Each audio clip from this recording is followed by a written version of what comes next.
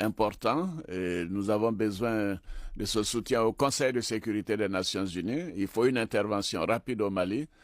C'est urgent parce que le nord Mali est occupé par des terroristes, des trafiquants de drogue et nous ne pouvons pas accepter cela. Il y a des risques pour toute la sous-région, pour le continent.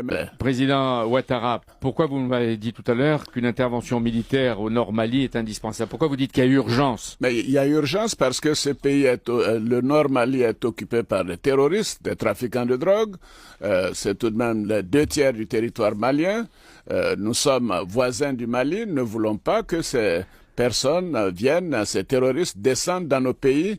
Les Maliens souffrent. Nous sommes tous Maliens à l'heure où je vous parle. Nous ne pouvons pas admettre que cette situation perdure.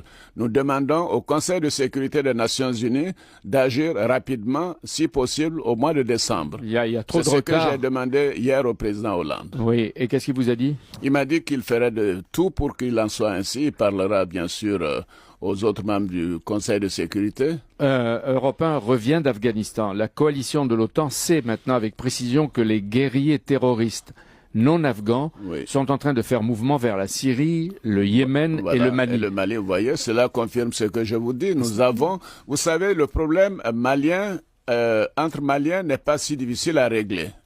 La difficulté, c'est que nous avons des personnes, des terroristes qui viennent d'ailleurs. Les Maliens ont eu des incompréhensions. Maintenant, les grands mouvements MNLA et Ansardine se rendent compte que ça a été une erreur.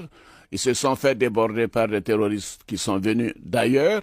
Et il faudrait que nous fassions partir ces gens. Et l'intervention militaire est indispensable, elle est urgente. Pourquoi vous dites dans les meilleurs délais? Urgente pour vous, c'est combien? Attendre 3 mois, 4 mois? Non, mais si nous avons une résolution en décembre, nous espérons pouvoir organiser ces interventions dès le premier trimestre. Alassane Ouattara, mais est-ce que les Africains, en ce moment, puisque vous les dirigez quelquefois, vous avez des discussions avec eux, vous êtes capables de coopération militaire, de prendre les armes contre ces conquérants djihadistes qui appliquent la charia là où ils passent? Est-ce que vous êtes prêts ou vous seriez prêts? Nous avons l'obligation de le faire, nous avons les moyens de le faire.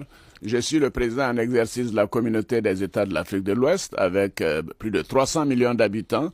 Nous avons des armées qui sont solides, qui sont bien formées. Nous avons besoin de matériel, de logistique.